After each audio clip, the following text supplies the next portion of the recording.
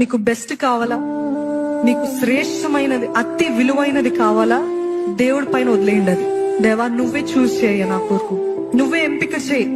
నేను చూస్ చేసుకోవడం కాదు, నేను కోరుకోవడం కాదు, నాకు ఈ వ్యక్తి లేకపోతే నాకు ఈ ఉద్యోగం లేకపోతే నాకు ఇదే కావాలని నేను కోరుకోవడం కాదయ్యా, నీ చిత్తమే నెరవేర్చబడును గాక అని చెప్పగలిగిన స్థితి ఉందండి.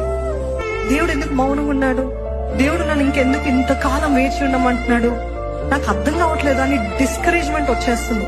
అన్నిటికంటే కష్టమైనది ఏంటి తెలుసా అండి? దేవుడు మౌనంగా ఉన్నప్పుడు ఆయన పైన ఆధారపడి ఉండటము కష్టము. నమ్ముతున్నారా?